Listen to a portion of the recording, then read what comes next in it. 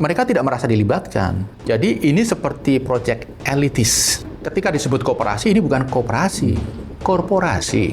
Korporasi merah putih, termasuk untuk gaji honorer itu akan dipangkas. Dan saya rasa pemerintah daerah tidak peduli, karena Pemda itu ketika didesak rakyatnya, dia punya gampang mengatakan alasan ke Jakarta sana, demo di kantor kabupaten. Udah deh, saya belikan tiket bis, sewakan bis ke Jakarta, karena yang memutuskan adalah beliau-beliau yang di Jakarta. BMKG memprediksi siklon tropis ini akan berlangsung hingga awal tahun depan. Kira-kira bisa kuartal 1 ini. Apa yang terjadi di Aceh, Sumatera Utara, Sumatera Barat itu menggambarkan bahwa pemerintah tidak siap. Pemerintah gagap. Bagaimana memperbaiki logistik, infrastruktur, kantor, birokrasi, belum lagi tentang kredit, tentang perputaran ekonomi, tentang petani, dan lain sebagainya. Dan tahun depan, Mas, ini berpotensi terjadi di daerah lain. Tentu kita tidak berharap. Kita tidak berharap. Dari BMKG ada potensi. Iya, kan? Kita harus antisipatif. Karena begini, pada saat yang bersamaan, BNPB itu anggarannya dipangkas dari tahun ini 1,4 triliun menjadi hanya 500 miliar tahun depan. TKD dipangkas. Pemda tahun depan tidak punya amunisi. Kalau mungkin mengalokasikan untuk dana bencana, dia operasional aja susah.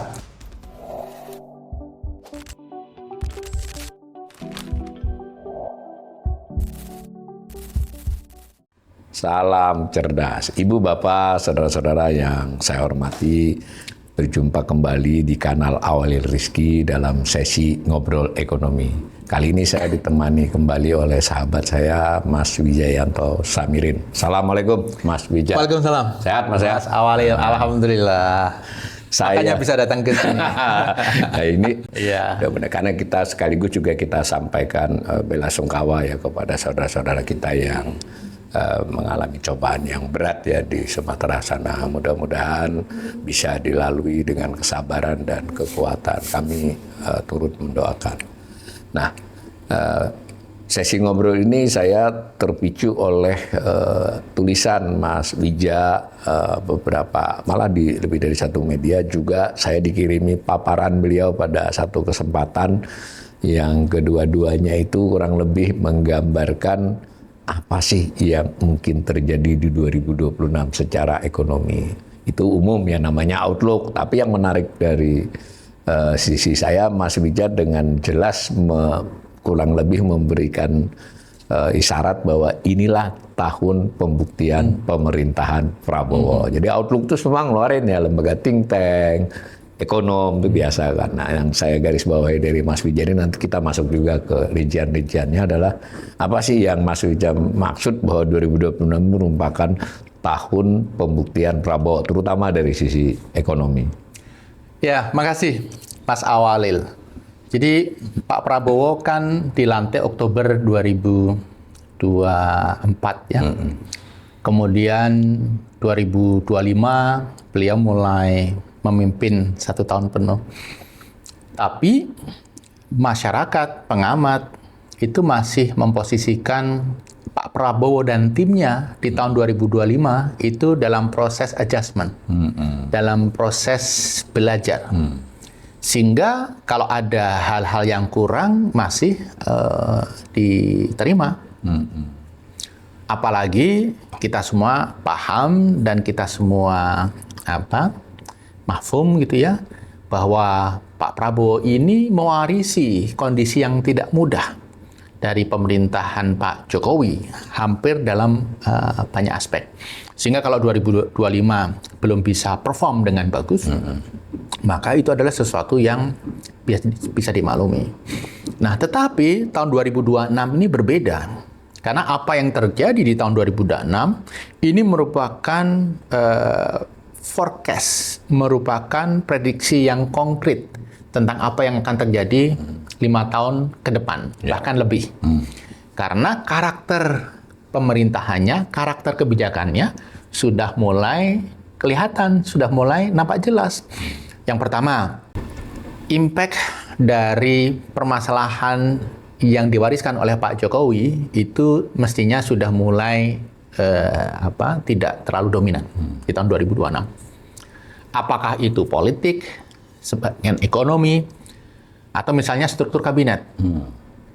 Dulu orang ya mengatakan kabinet disusun memberikan opportunity kepada Pak Jokowi untuk memasukkan orang-orangnya.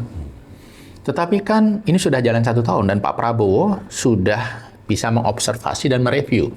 Orang-orang terbaik dipertahankan, kalau yang nggak baik tidak perform diganti.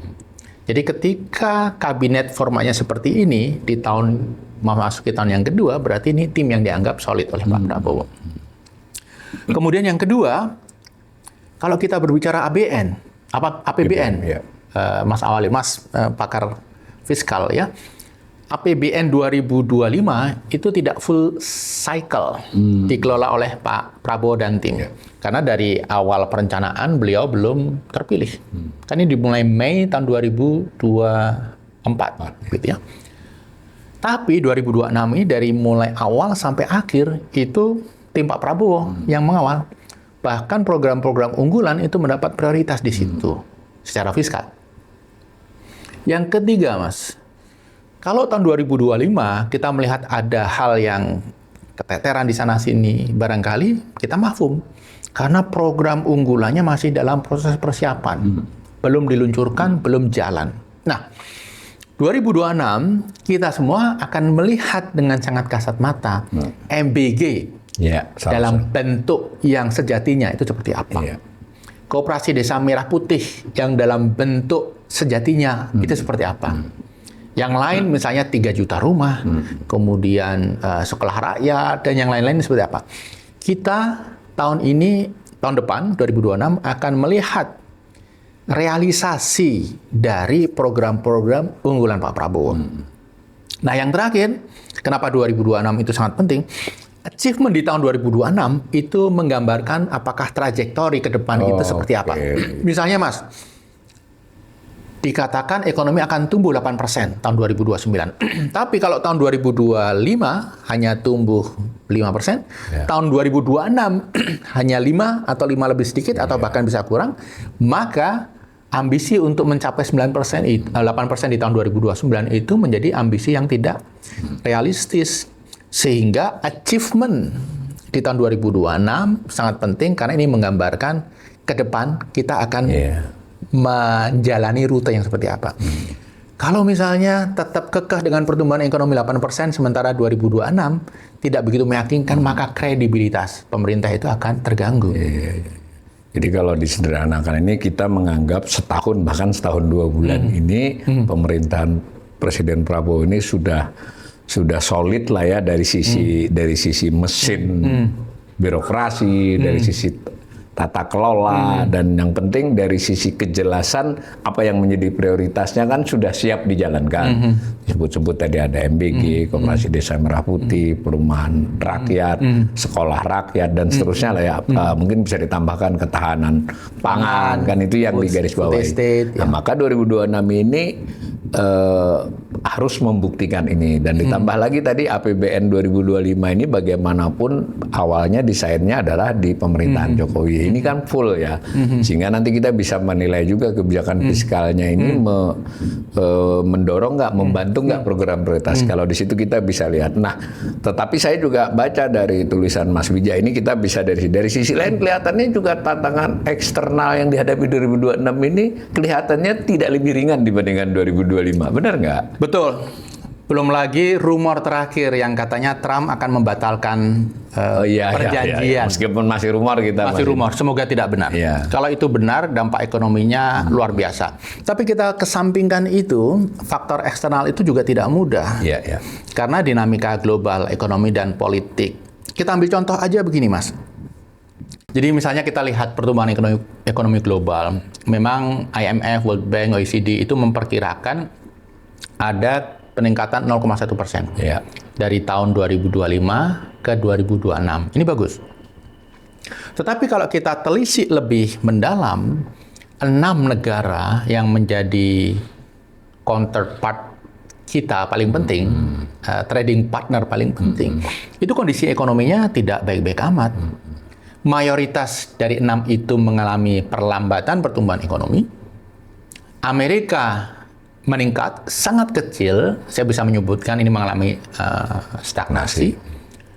Korea naik sedikit, tetapi ini juga trading partner yang sebenarnya tidak terlalu dominan. Bagaimana dengan Cina, India, kemudian Malaysia, kemudian Thailand, itu semua mengalami perlambatan.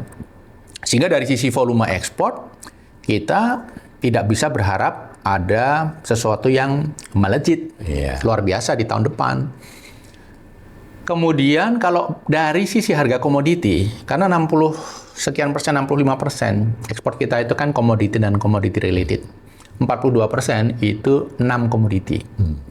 Kalau kita lihat harga komoditi, 3 komoditi terpenting kita, CPO, batu bara, nikel, itu harganya turun. Tapi 3 komoditi berikutnya harganya memang lumayan naik. Tetapi kalau kita bikin combine, kita blend, indeks harga komoditi ekspor kita mengalami penurunan. Jadi dari sisi volume tidak bisa diharapkan melejit. Dari sisi harga, kemungkinan juga tren stagnasi atau sedikit pelambatan itu terjadi, sehingga nilai ekspor kita tidak akan bisa diharapkan melejit. Luar biasa. Bahkan yang saya khawatir dari sisi perdagangan internasional itu, flow barang-barang import dari China itu bertambah. Sulit sekali untuk di-stop, karena sehingga memang surplusnya menipis ya. Surplusnya. Nah, sehingga dari situ kita bisa melihat kenapa rupiah itu tertekan. Kalau kita lihat year on year, rupiah itu melemah terhadap 84,3% mata uang di dunia. Bukan hanya terhadap dolar ya. Nah, terhadap dolar kita itu melemah sekitar 4,5% year on year. Karena US dollar itu melemah terhadap hampir semua mata uang di dunia juga. Jadi membandingkan rupiah dengan US dollar itu tidak benar. Kalau kita bandingkan rupiah dengan mata uang utama di dunia, ya mata uang utama di dunia, kita mengalami penurunan terhadap hampir semuanya kecuali rupiah India. Rupiah India. Kita mengalami apresiasi year on year, tetapi ke 14 yang lain itu kita mengalami depresiasi. Bahkan cukup masif tuh, misalnya dengan krona Swedia, dengan Swiss franc, kemudian dengan mata uang tetangga kita, ringgit Malaysia, kemudian Thai baht, itu kita mengalami penurunan luar biasa. Nah, ini menggambarkan situasi yang tidak menyenangkan. Kalau kita bedah lagi balance of payment, memang begini neraca Mas. Neraca pembayaran.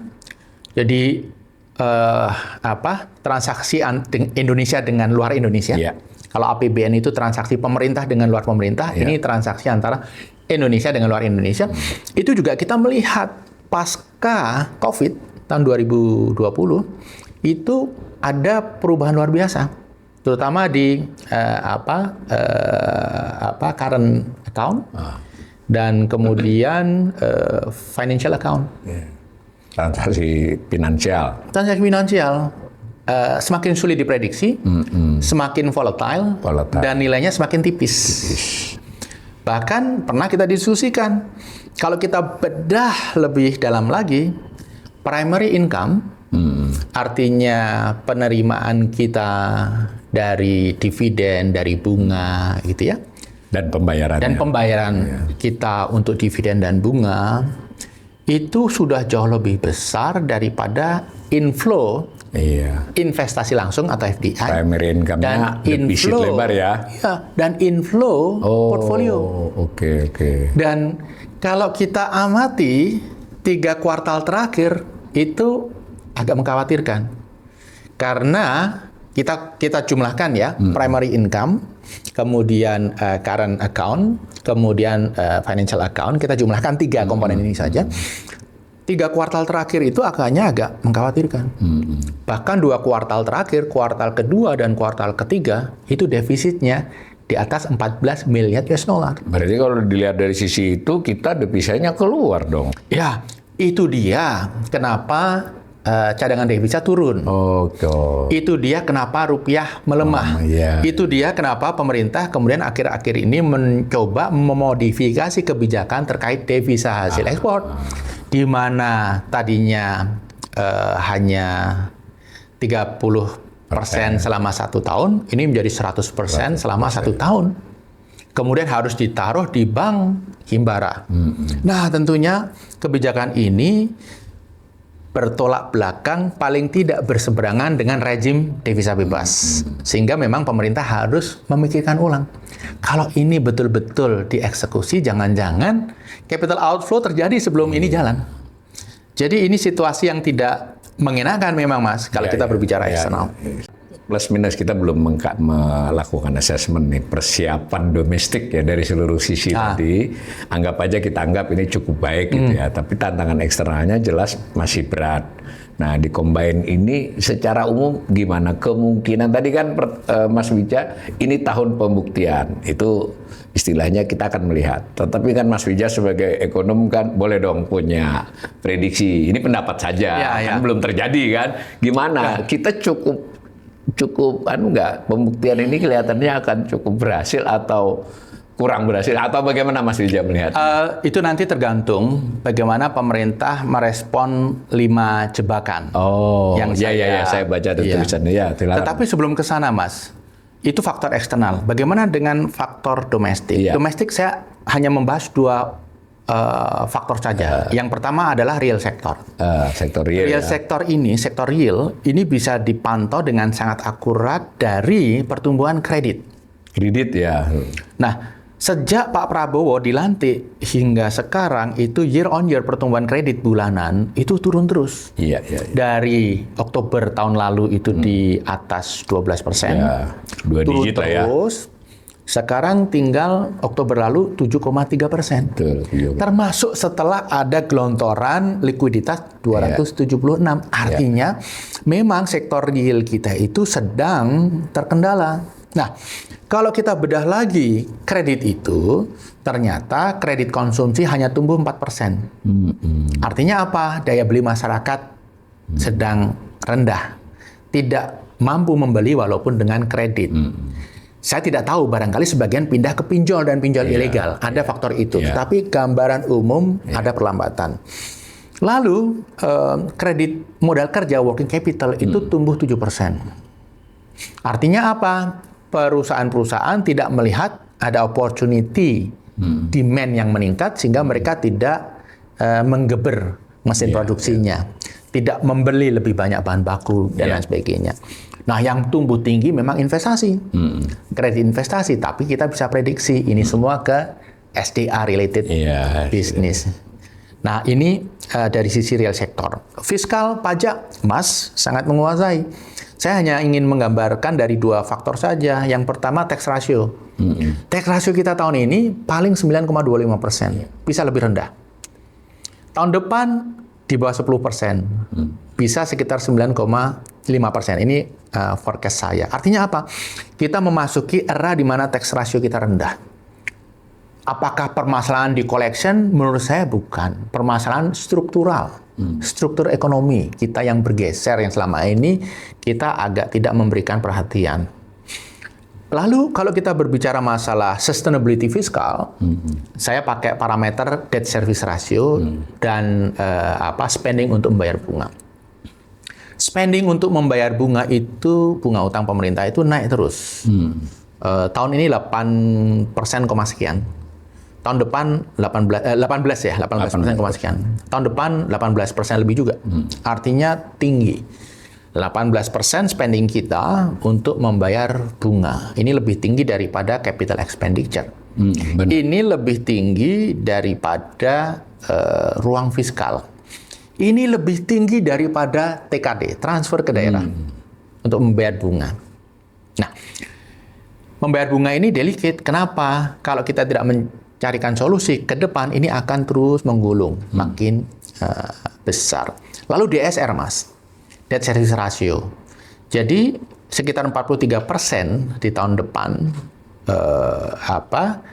penerimaan negara itu 43%-nya digunakan untuk membayar bunga dan pokok utang. Ya. Ini berat karena threshold-nya ada yang mengatakan 30%, ada yang mengatakan 25%. Kita sudah di atas. Ya.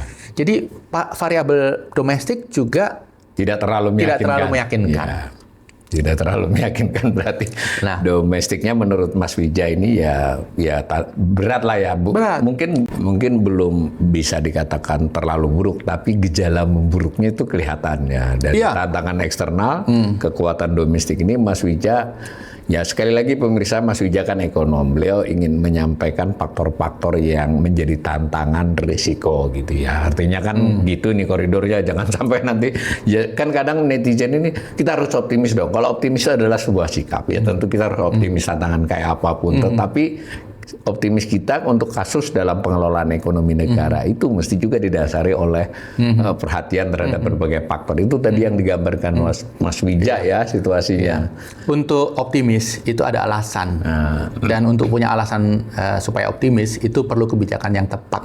Jadi kita sedang mendiskusikan masukan-masukan supaya kita punya alasan untuk optimis. Boleh melanjutkan, Mas? Silakan. Nah, dengan situasi seperti ini, kalau kita lihat forecast pertumbuhan ekonomi, itu ya kira-kira 5% menurut forecast saya.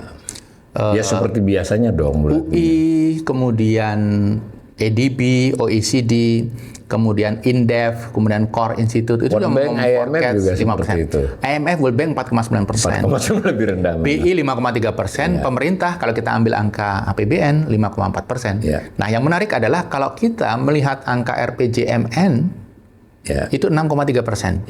Angka RPJMN ini adalah rute menuju 8%. Kalau ternyata yang terwujud bukan 6,3% tetapi 5%, atau katakan 5,1%, berarti 8% itu sulit untuk direalisasikan. Dan menurut saya, pemerintah supaya tetap kredibilitasnya terjaga, begitu yakin 8% itu tidak terwujud, harus direvisi. Daripada kemudian tetap digelorakan 8%, tapi kita semua sudah tahu ini tidak akan terwujud. Sehingga para menteri ekonomi pun juga ketika menyampaikan forecast pertumbuhan ekonomi itu sebenarnya hati kecilnya malu gitu. Karena beliau-beliau sendiri saya yakin juga tidak yakin itu akan terwujud. Jadi kira-kira 5%. Itu pun, Mas, kalau kita tidak terperosok dalam 5 jebakan. Ada jebakan ini ya. Kalau kita terperosok salah satunya saja berpotensi tumbuh lebih lambat dari 5%. Apakah harus terperosok 5-5-nya? Tidak. Satu saja menghambat. Ini seperti kereta kuda itu, Mas. Jalan di jalan yang berlumpur, satu roda terperosok, ya tetap bisa jalan tapi jadi lambat. Nah, sebenarnya ada lebih dari 5. Tapi saya mengambil 5 sebagai magic number gitu ya. Dari yang menurut saya paling krusial. Yang pertama adalah Koperasi Desa Merah Putih. Koperasi Desa Merah Putih, oke. Kenapa? Ini adalah program yang masif, tidak direncanakan dengan baik. Konsepnya berubah-ubah. Saya memantau sejak pertengahan tahun lalu ketika diluncurkan sampai sekarang konsepnya berubah. Bahkan yang terakhir 3 miliar per koperasi, kemudian 1,6 miliar untuk membangun gedung, dihandle oleh Agrinas, kemudian harus beli truk, 2, harus punya 1 pick up 4x4, harus punya 2 motor roda 3, dan seterusnya. Ini 3 miliar habis. Lalu bagaimana untuk modal kerja? Bagaimana untuk gaji? Jadi perkembangan akhir-akhir ini menggambarkan bahwa proyek besar ini tidak direncanakan dengan baik. Indikatornya, konsep selalu berubah. Dan yang tidak kalah menarik adalah kalau kita ke daerah-daerah mendengar langsung dari masyarakat, mereka tidak merasa dilibatkan. Jadi ini seperti proyek elitis yang dimiliki oleh elit yang top down. Bahkan pusat. Dan ketika disebut koperasi, ini bukan koperasi, korporasi. Korporasi Merah Putih. Mungkin lebih tepatnya begitu. Nah, yang lebih menarik lagi adalah masyarakat itu resisten karena mereka melihat, dan faktanya Koperasi Desa Merah Putih ini akan menjadi kompetitor dari yang sudah existing mereka. Yang sudah existing. Sehingga kalau kita berbicara impact ekonominya, bisa jadi ini zero sum. Ada sesuatu yang di-create, tapi ini menggerus sesuatu yang existing. Nah, kalau kita belajar dari pengalaman BUMDes, itu success rate-nya kan 5%. Teman saya dari UI yang men-study ini mengatakan bahkan success rate-nya kurang dari 5%, BUMDes itu. Itu saja suatu proyek yang didesain secara hati-hati, pelan-pelan melibatkan cukup lama masyarakat. itu persiapannya. Iya. Itu hanya 5%. Iya. Nah, ini bisa jadi sama atau mungkin lebih rendah. Iya. Mas bisa bayangkan ketika terjadi kegagalan koperasi di Desa Muara Putih, dan ini akan mulai kelihatan tahun 2026 atau 2027, maka masyarakat itu akan teriak rame-rame. Kenapa? Mereka tidak dilibatkan, tetapi dana desa yang menjadi hak mereka diambil. Dan ini juga berpotensi menjadi kredit macet dan berpotensi menjadi case. Jadi menimbulkan ekses negatif dinamika ekonomi dan dinamika sosial politik di daerah. Itu yang pertama, Mas. Ya, ini jadi jebakan ini agak serius ya. Sangat serius. Dan kalau dari tulisan Mas Wija dan penjelasan ini, Mas Wija untuk kasus yang ini benar-benar kekhawatiran nomor satu Sangat kayaknya. khawatir. Karena saya melihat sangat jelas ini berpotensi besar gagal. Kalau tidak dikelola dengan baik, tidak melalui proses piloting yang benar. Dan itu kemana-mana itu. Satu, dia ada fiskalnya karena dana desa, atau lalu kedua ada aspek perbankannya karena ada imbarannya. Ketiga, karena dia top down, ada aspek bisa ada konflik di bawah lah ya, di sini. Yang keempat tadi, karena dia bersifat beberapa bisnisnya sebenarnya adalah menjalankan yang sudah ada, berarti dia kayak substitusi kan. Dan netonya sumbangannya nggak zero. Yang itu koperasi. Yang kelima, potensi korupsi. Korupsi ya. Karena ketika ada gula yang datang itu most likely ya semut yang memang ingin menikmati gula itu. Itu jebakan pertama. Jebakan berikutnya, Mas. Yang kedua juga tidak kalah mengkhawatirkan, pemangkasan TKD. Mau transfer ke daerah ya. Jadi transfer ke daerah itu dalam kondisi normal sekitar 30% spending APBN. Pernah 35%. Tapi kemudian tahun lalu itu hanya tinggal 22%. Tahun ini diturunkan 17,7%. Tahun 2026 maksudnya. Ya, sehingga menjadi hanya 18%. Nah, dengan 18% saja, ini Pemda akan kesulitan. Bagaimana mereka bisa survive? Karena untuk membiayai belanja rutin aja nggak cukup. Yang saya khawatir, program-program pemerintah daerah itu dihentikan, sehingga UMKM terpengaruh. Ya, udah. Kontraktor kecil terpengaruh. Kemudian tidak hanya itu, belanja barang termasuk untuk gaji honorer itu akan dipangkas.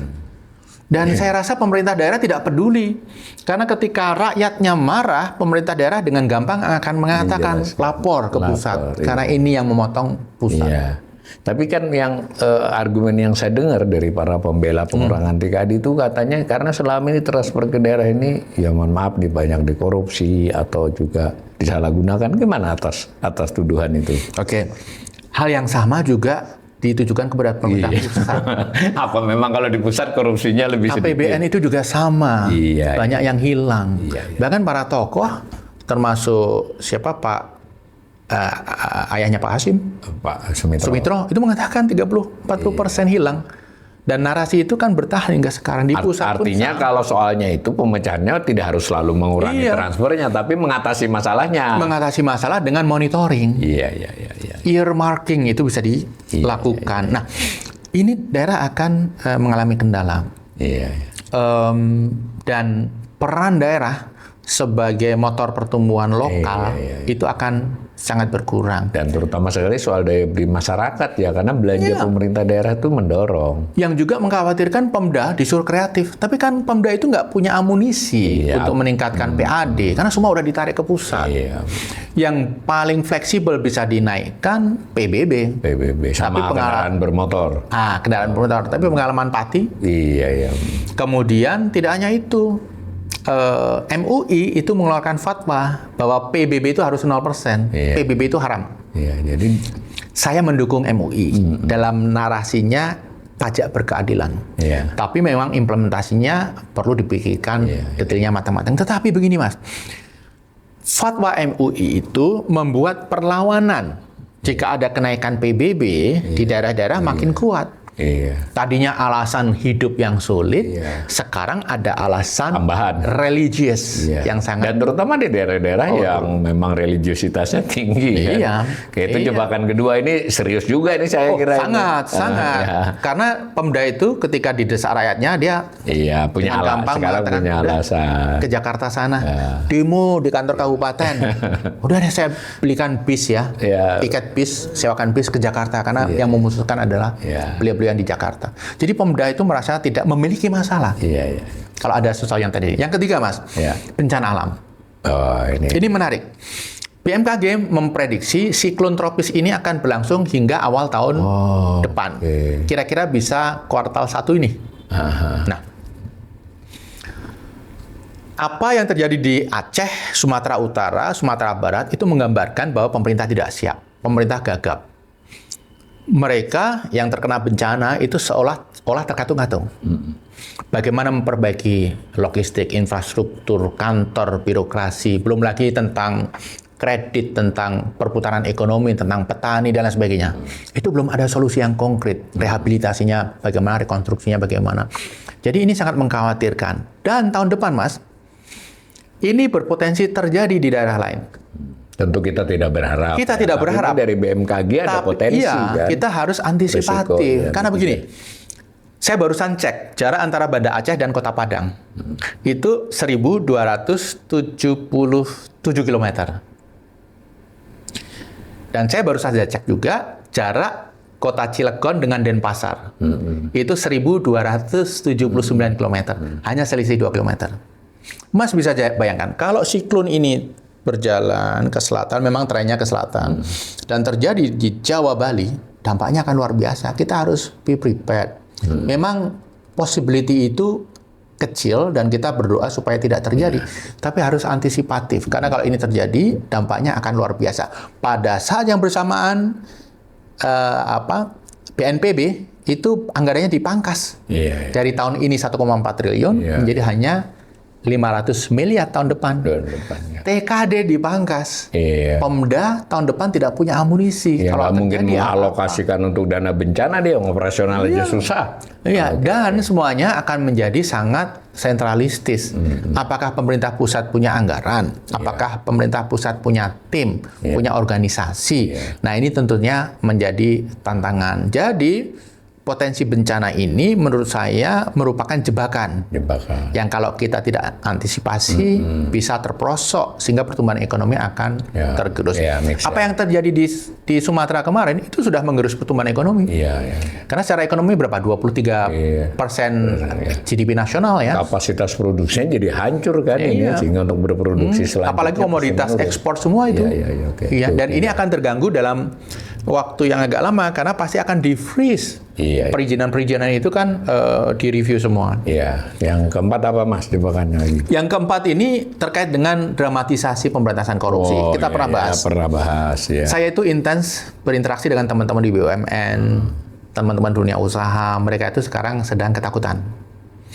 Karena pemberantasan korupsi yang penuh ketidakpastian.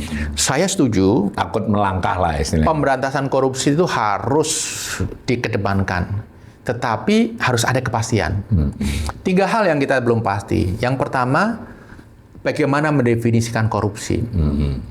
Yang kedua, bagaimana mendefinisikan kerugian negara.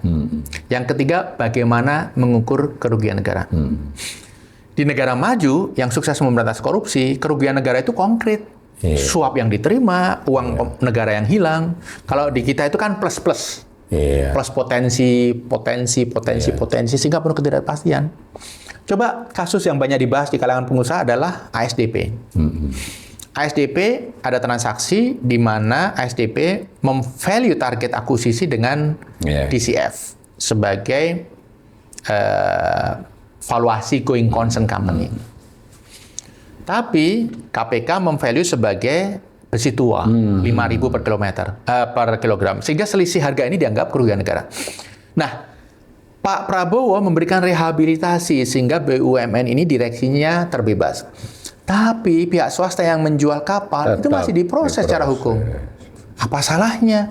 Saya menjual barang saya, willing buyer, willing seller, saya dapat untung, ini wajar dalam bisnis, tapi saya diproses. Dianggap merugikan. Nah, ini menjadi bahan pembicaraan di mana-mana.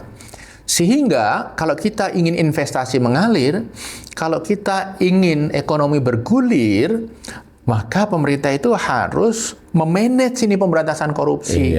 Hilangkan dramatisasi itu. Tegas, iya, tapi dengan kepastian dan fairness. Kalau nggak semua takut mengambil keputusan. Kalau saya baca-baca dari banyak komentar itu kan ada juga kurang percayaan terhadap aparat penegak hukumnya dalam kasus korupsi ini. Benar nggak itu? Ya, ada opini begitulah. Ya, memang oknum ya. Ya, oknum. Di pengusaha pun juga ada oknum. Tapi perlu diperhatikan. Ya. Kalau kita lihat kumpulkan 100 pengusaha besar, mungkin ada 2-3 itu yang memang suka main kayu. Tapi mayoritas sebenarnya tidak. Ya. Kalau kita berbicara APH, dikumpulkan 100, mungkin 2-3-4 suka bermain. Tapi yang lain tidak. Tapi yang suka bermain ini merusak reputasi, merusak sistem. Dan memang ini harus didisiplinkan. Dan tadi ya yang penting kepastian aturannya yang lebih rinci, yang lebih jelas tentang korupsi itu ya. Karena ini Mas, di banyak komentar netizen di kanal ini juga selalu berulang-ulang menekankan pada perlunya disahkannya undang-undang perampasan aset. Kalau dari penjelasan Mas Wijaya, saya malah melihat dilema ini. Kalau ketidakpastian hukum korupsinya itu belum bagus, maka adanya undang-undang perampasan aset kan malah menjadi memperparah ini. Ya, plus minus lah ya. Menurut saya harus diperbaiki dulu kepastian hukum pemberantasan korupsi, baru hukuman berat itu ditegakkan. Sekurang-kurangnya harus jalan bareng untuk jalan bareng. Karena begini, prinsipnya kan menghukum orang yang salah. Melepas orang yang salah itu masih lebih baik lah sedikit daripada menghukum orang yang benar. Dan dalam banyak kasus, kalau kita berbicara kriminalisasi, extortion, orang benar itu juga banyak yang kemudian dikriminalisasi menjadi salah. Undang-undang perampasan aset tanpa perbaikan governance, tanpa perbaikan integritas, malah bisa disalahgunakan dong. Saya itu akan bisa menggunakan undang-undang ini datang ke Mas. Mas ada kesalahan ini loh, bisa dirampas semuanya. Udah, kita berdamai saja. Tanpa modal undang-undang perampasan aset ini, saya bisa memeras 5 miliar. Tapi dengan ini saya bisa memeras mungkin 10 kali lipat. Karena orang makin takut. Harus ekstra hati-hati. Tantangan terakhir? Yang terakhir BUMN. Jadi selama ini BUMN itu diposisikan sebagai motor pertumbuhan. Khususnya di zaman Pak Jokowi. Terpengaruh dengan state capitalism-nya Cina. Di mana perusahaan negara itu menjadi motor pertumbuhan, berada di gerbong terdepan gitu. Selama 10 tahun masa pemerintahan Pak Jokowi itu yang terjadi. Tapi ternyata mendorong BUMN untuk melakukan hal-hal yang terlalu besar, kadang-kadang di luar kapasitasnya, itu justru membuat mereka lemah, rapuh dari sisi keuangan, terlalu banyak hutang. Profitabilitasnya terganggu. Tidak hanya itu, swasta juga tergerogoti bisnisnya. Akhirnya BUMN ini terlalu dominan. Apa yang kita lihat sekarang adalah warisan dari proses itu semua. Di mana Danantara itu mewarisi BUMN yang harus ditransform. Dan transformasinya tidak bisa sekali restrukturisasinya. Krakatau Steel misalnya sudah di-restructure, ini akan di-restructure lagi, tidak berhenti di situ, akan lagi ke depan. Dan mahal ini, Mas. Karya-karya itu bleeding luar biasa. Ditargetkan bulan lalu sebenarnya sudah di-restructure, tapi ternyata ditemukan ada banyak bom waktu, utang-utang terselubung yang luar biasa besar. Sehingga ditunda lagi tahun depan. Memang restrukturisasi ini, Mas, karena ada kultur di perusahaan itu untuk menutupi masalah. Jadi bukan karena ditutupi karena dia ingin ngambil ya, ditutupi supaya tidak terbongkar. Kosmetik supaya kelihatan bagus, supaya diapresiasi. Maka ketika dilakukan restrukturisasi dan didalami betul, itu akan kelihatan. Yang ditaruh di bawah karpet keluar semua. Akan keluar semuanya. Sehingga ini tidak gampang. Karya, farmasi, Garuda, dan seterusnya, dan banyak lagi yang lain. Nah, statement Pak Pandu bahwa 85% dividen yang diterima pemerintah atau Danantara itu berasal dari 8 BUMN itu mengkhawatirkan. Karena ada 1.100 lebih BUMN. Ya. Kalau hanya 8, artinya yang lain itu nggak sehat. Karena ini terjadi di era Danantara sedang berusaha memaksimalkan pengumpulan dividen untuk operasional. Nah, dalam kondisi sulit seperti itu, Danantara itu sayangnya mendapatkan tugas aneh-aneh yang di luar ekspertisnya. Misalnya, Mas, membangun komplek haji di Mekah. Bukan berarti itu nggak menguntungkan, tapi mestinya bukan ini. Tapi mestinya bukan Danantara. Bukan Danantara. Mestinya yang lain. Swasta juga bisa tuh kalau ada insentif. Swasta aja lebih efisien. Kemudian mengembangkan ternak ayam dan telur 20 triliun. Mas, kenapa nggak ditugaskan BRI saja untuk melakukan pendampingan insentif kredit kepada peternak ayam UMKM untuk memproduksi? Itu lebih simpel. Lebih menetes ke bawah dampaknya. Kemudian belum lagi waste to energy. Waste to energy bagus, tetapi jangan di-push terlalu dahsyat. Karena gini, Mas, jadi andalan itu sekarang. Kalau waste to energy di-push, ini bukan proyek yang secara financial visible. Ini perlu subsidi lebih besar lagi kalau di-push. Jadi, Mas, waste to energy itu bagusnya kecil aja beberapa sebagai sampel. Kemudian ada masa di mana kita kemudian mereplikasi itu dengan cara yang lebih efisien. Pada saat kondisinya tepat. Mas, saya pernah membantu Gubernur DKI. Waktu itu akan membangun waste to energy. Salah satu kendalanya adalah fasilitas waste to energy ini butuh supply sampah yang rutin. Sehingga supply sampah ini caranya bagaimana? Harus membeli. Ini yang namanya tipping point. Tipping fee. Di mana jaringan mengumpulkan sampah, kemudian dibawa ke waste to energy facility. Itu, Mas, waktu itu per ton itu 900.000. Kita anggap aja 1 ton 1 juta. Oke. Dan energi yang dihasilkan kecil. Kenapa? Sampah kita itu basah, berminyak, sulit diproses. Jadi hasil energi kecil. Energi yang dihasilkan itu dilupakan saja, karena teramat kecil. Tetapi waste to energy ini bisa jalan kalau ada tipping fee. 900.000 per ton atau 1 juta rupiah per ton. Nah, ini dia kenapa Danantara kemudian punya ide Patriot Bond. Dengan bunga 2%. Kalau ditaruh di SBN kan bunganya 6%. Jadi ada selisih 4%. Selisih 4% itu setiap tahun kira-kira Danantara dapat 2 triliun. Dari selisih bunga itu. Ini yang akan digunakan untuk tipping fee. Tapi kalau kita lihat Jakarta saja, total sampah yang dihasilkan oleh Jakarta itu 3,2 juta ton per tahun. Penerimaan dari selisih bunga Patriot Bond itu kira-kira 2 triliun per tahun. Hanya bisa untuk mengolah 2 juta ton. Jadi, untuk mengolah sampah di DKI saja nggak cukup. Belum lagi kita berbicara, bukan hanya tipping point kan, biaya investasinya. Walaupun ini bisa juga swasta. Tetapi Danantara kan harus chip in. Yang penting ini penjelasan Mas Wijaya ini, BUMN ini terlalu banyak yang sakit. Danantara ditugaskan untuk itu. Tapi sembari itu ternyata penugasan-penugasannya terlampau banyak. Betul. Sehingga dikhawatir oleh Mas Wijaya di tahun 2026 ini BUMN dan Danantara sebagai induknya itu bisa kehilangan fokus dan itu bisa menjadi jebakan untuk kontraksi atau tidak bisa mendorong perekonomian. Nah, lebih kedua, paling tidak BUMN ini setahun 2 tahun ke depan itu sulit untuk menjadi motor pertumbuhan.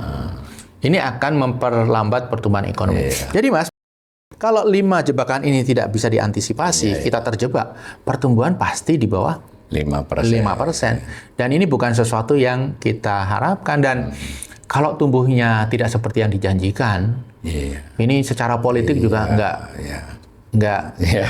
Orang akan mulai membandingkan Pak Prabowo dengan Pak Jokowi, dengan Pak SBY, bahkan dengan Pak Harto. Dan kalau kemudian Pak Prabowo diposisikan sebagai pihak yang underperform, ini tidak akan menyenangkan. Dan ada seorang teman yang mengatakan, ini kayaknya kalau tidak sukses, ini seorang teman, ini pasti akan beredar luas stiker enak zamanku toh. Dengan stiker Pak Jokowi misalnya. Di truk-truk itu Mas nanti.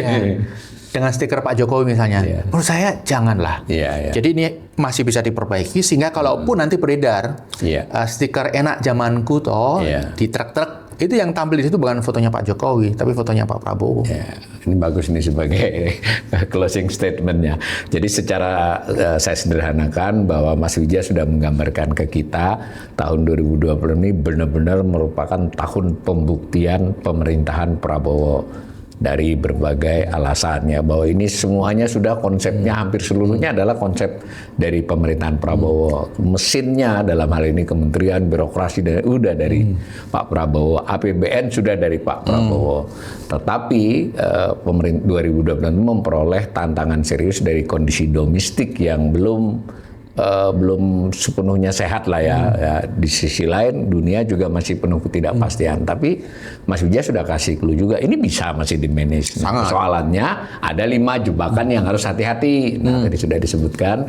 Dan kalau memanage yang eksternal maupun internal, lalu memperhatikan faktor jebakan itu, dan masih ada waktu ya untuk sedikit surut mundur 1-2 langkah, begitu toh Mas Wijaya untuk diperbaiki. Nah, itu kira-kira sekali lagi pandangan Mas Wijaya adalah pandangan seorang ekonom yang disertai dengan tanggung jawab penuh, itu didasarkan pada kajian-kajian, bacaan-bacaan dan juga berbagai pendapat maupun fakta lapangan.